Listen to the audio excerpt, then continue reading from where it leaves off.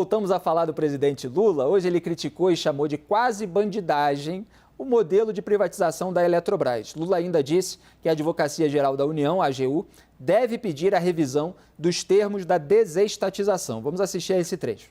Gasto é quando você privatiza uma empresa como a Eletrobras e pega o dinheiro para fazer o quê? Para pagar juros da dívida? Isso é gasto. Agora, quando você investe na comida para o povo, na saúde do povo, na educação do povo, isso não é gasto, chama-se investimento. É esse tipo de investimento que eu quero fazer para ver se o povo pode viver mais decentemente nesse país. A Eletrobras, o governo tem 40% das ações. E o governo só pode participar na direção como se tivesse 10%. Se amanhã o governo tiver interesse de comprar as ações para o governo valem 3 vezes mais do que o valor normal para outro candidato. Ou seja, foi feito quase que uma bandidagem para que o governo não volte a adquirir maioria na Eletrobras. Mas, inclusive, possivelmente, o advogado-geral da União vai entrar na justiça para que a gente possa rever esse contrato leonino contra o governo. Porque é contra o governo. Tanto na participação acionária, nós queremos ter mais gente na direção e mais gente no conselho, quanto esse negócio de que você não pode comprar porque você vai pagar 3 vezes mais caro. Isso é uma coisa irracional, maquiavélica. Olha, Raquel Landim, se o Lula baixou o tom, e isso é discutível, em relação ao Roberto Campos Neto, ele já arranjou outro setor para manter a sua retórica inflamada. Privatização da Eletrobras é quase bandidagem? Bem, então ele está chamando o Congresso Nacional de bandido, porque quem aprovou a privatização da Eletrobras foi o Congresso Nacional. A gente pode discutir muitos pontos da privatização da Eletrobras. Ela veio cheia de jabutis, como a gente costuma dizer no jargão, cheia de penduricalhos. De atendimento a interesses paroquiais. Exato, de vários... apareceu ali um monte de coisa, né, pendurada no projeto de lei que aprovou a privatização da Eletrobras, enfim. Mas foi um fato aprovado pelo Congresso Nacional, que tende a trazer muitos benefícios para a sociedade. A Eletrobras era uma empresa que estava quebrada pelo governo Dilma Rousseff, o fato é esse, foi quebrada pela mudança do marco regulatório que a Dilma promoveu. Depois, no governo Temer, ela foi sendo saneada e preparada para esse processo de privatização. As declarações do Lula hoje provocaram uma queda importante no preço das ações, caiu cerca de 3,4%. Quando ele diz que existe um mecanismo contra o governo, que se o governo for comprar ações da Eletrobras para retomar o controle, ele vai pagar mais que o resto do mercado, é uma meia-verdade. O que existe no contrato de privatização da Eletrobras é o que a gente chama de poison pill, é uma pílula de veneno. Qualquer um que tentar comprar o controle da Eletrobras, como ela é uma corporation, ela foi desenhada para ser assim, para ser uma empresa de capital diluído na Bolsa de Valores, qualquer um que tentar tomar o controle da empresa paga uma penalidade. Isso é para que ninguém tome o controle da empresa, nem o governo brasileiro, nem o governo chinês, por exemplo. Havia muito esse receio que os chineses viessem aqui e tomassem o controle da geração de energia no Brasil. Então, ela foi desenhada dessa forma, não é nada contra o governo brasileiro. Eu não sei o que a AGU poderia argumentar. O presidente Lula pode, então, mandar uma lei para o Congresso Nacional para reestatizar a Eletrobras. É isso que ele quer? Vai passar isso no Congresso? Joel, como é que você avalia essa retórica inflamada aí do Lula? Ele já, até no exterior, né, foi na Argentina que ele chamou o impeachment da Dilma de golpe de Estado. Depois, no Uruguai, chamou Michel Temer de golpista e o impeachment foi aprovado pelo Congresso Nacional.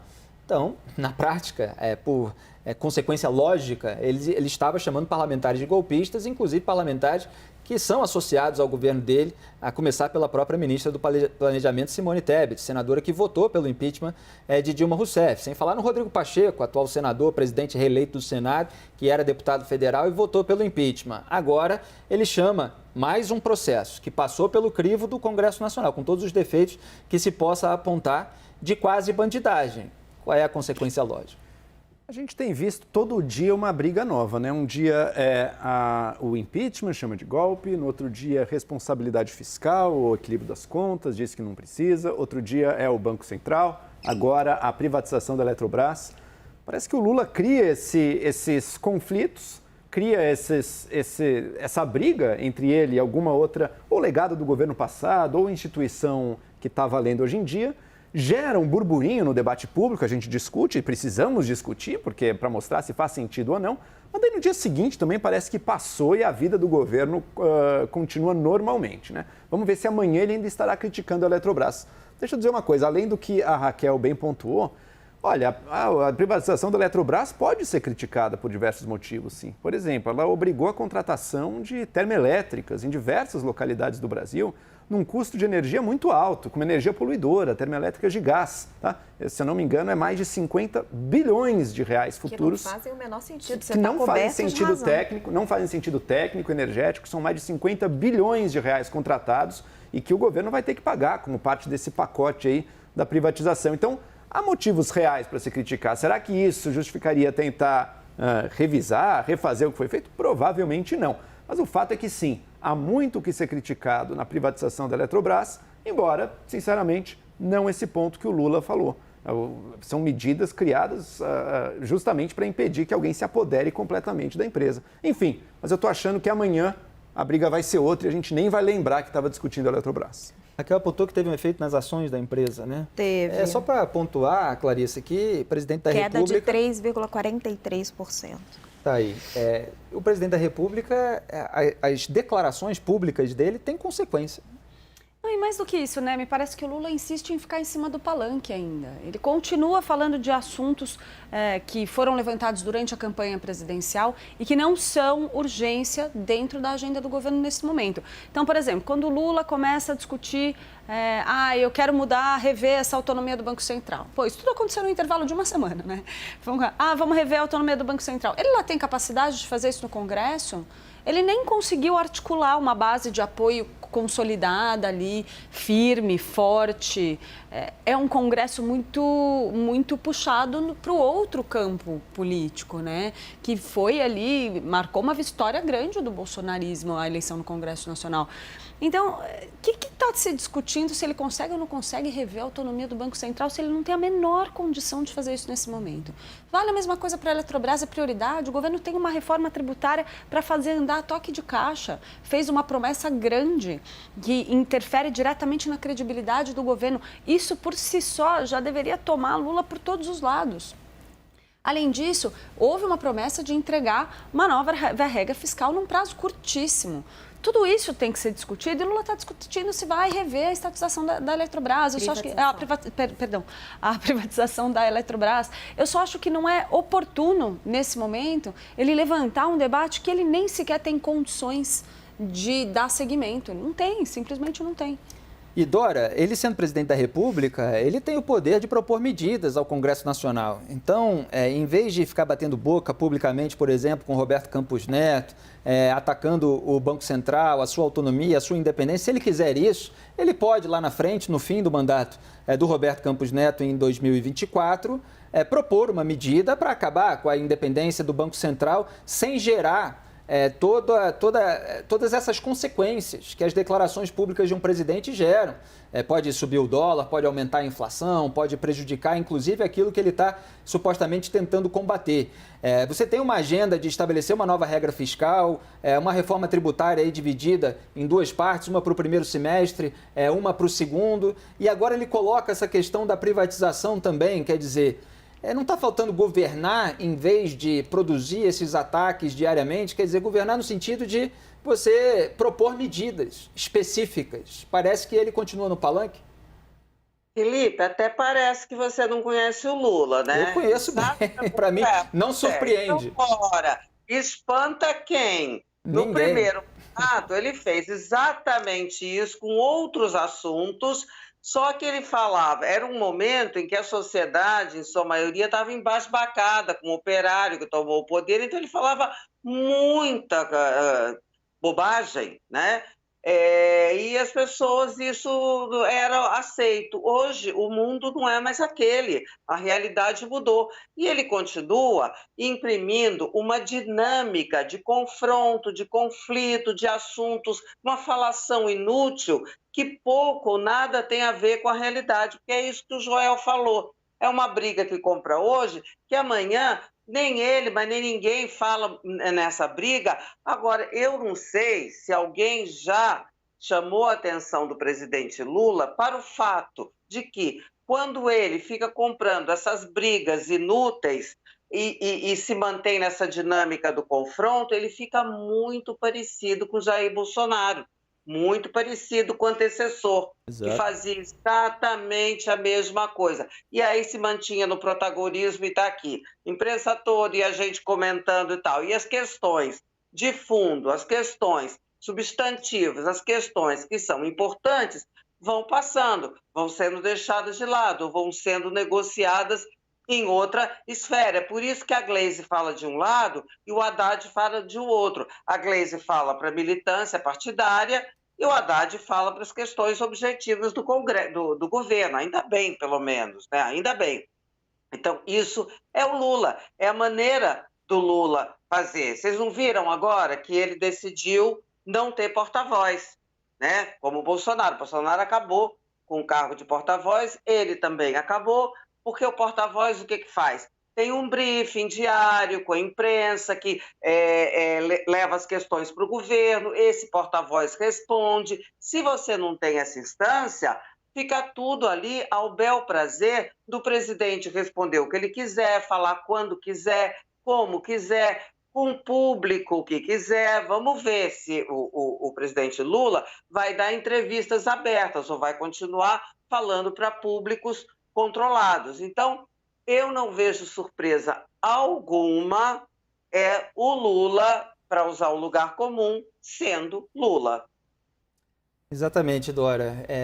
Tem 2 pontos aí, Raquel. Um é que ele foi eleito também com uma proposta de, digamos assim, desinflamar, né? Quer dizer, Jair Bolsonaro criava polêmicas todos os dias, com todos esses embates, com toda essa beligerância. Supostamente era a chapa do amor, né? Isso repercutia muito nas redes sociais e a gente está vendo o Lula inflamado, beligerante, bastante agressivo, hostil, inclusive com instituições como o Congresso Nacional, embora isso fique muito genérico, né? Os parlamentares estão mais preocupados ali com as questões pragmáticas da distribuição de cargos e benesses. E tem uma outra questão que agora me fugiu, que eu fui fazer tantos parênteses e tal, mas depois eu lembro, Raquel, para você arrematar aí toda essa questão. Não, mas a beligerância do Lula é algo que tem surpreendido. A outra questão é do controle. O Lula precisa ter o controle do Banco Central, por isso ele ataca a autonomia, a independência, agora quer o controle também da Eletrobras, quer o controle de todas as estatais, na verdade, com o afrouxamento da lei das estatais. Isso é uma outra característica muito emblemática dele. Então, Felipe, a beligerância do Lula e essa necessidade de controle é algo que tem surpreendido dentro do próprio governo. Não a ala mais radical do PT, mas outras pessoas que estão fazendo parte, o que costumou se chamar daquela frente ampla, que a gente já nem lembra mais, né?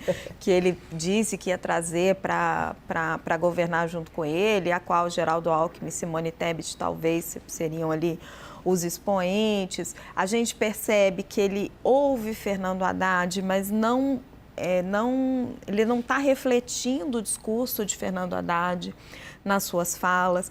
Então, tudo que o Lula vem passando nas suas declarações públicas está muito mais alinhado com o que pensam Gleisi Hoffmann, Aloysio Mercadante, toda essa ala da esquerda do PT. Surpreendentemente, os relatos que chegam para mim também do ministro Rui Costa, que era tido como uma pessoa mais sensata e não tem sido nas reuniões internas, pelo menos o relato que chegou para mim.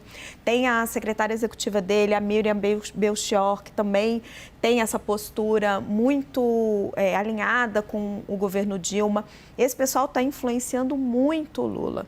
É uma coisa que vem emocional, pessoas que estiveram próximas a ele na época em que ele esteve preso. Por outro lado, a gente sente Fernando Haddad, que tem a confiança do Lula, mas parece não ser levado a sério. A capacidade dele de influenciar o Lula está sendo questionada. Simone Tebet tem sido convidada para algumas reuniões, mas também não está tendo essa influência toda. Agora a gente vai ter uma reunião do Conselho Monetário Nacional, que participam a Simone Tebet, o Fernando Haddad, agora me fugiu o terceiro membro. Mas aí o Lula já mandou um recado para ela e para o Haddad, né? Porque a reunião do CMNE é que decide a meta de inflação. E ele já mandou hoje publicamente. Espero que vocês pensem bem, que o Haddad e a Simone pensem bem. E Geraldo Alckmin, surpreendentemente também, os relatos que me chegam é que ele tem ficado absolutamente calado nas reuniões. Algumas reuniões de pautas econômicas, ele como ministro de desenvolvimento, como vice-presidente, sequer tem sido convidado, não tem participado das discussões. Quer dizer, então, você não compra, então, a tese de que isso tudo possa ser estratégico, que ele use uma retórica à esquerda para governar um pouco mais à direita dessa esquerda, né, mas um pouco mais ao centro. Quer dizer, que ele inflame ali a militância e as pessoas que votaram nele com uma intenção deliberada de depois seguir aquilo que o Haddad vai fazer. Não, quer dizer, você vê uma tensão existente dentro do governo. Eu acho que existe uma tensão muito forte dentro do governo entre quem tem a responsabilidade de mostrar resultados, que é o ministro da Fazenda, e um outro campo ideológico que almeja este cargo. Claramente, o Aloysio Mercadante está em campanha para se tornar o ministro da Fazenda, montou um gabinete paralelo para isso, tem minado o Haddad desde antes de assumir o cargo, e eu não acho que é estratégico. Eu acho que o Lula está, por todos os relatos que eu recebo das pessoas que estão em torno dele, eu acho que ele está convencido disso. Ele está convencido de que a política heterodoxa defendida pelo Mercadante e pela Glaze é melhor para o Brasil.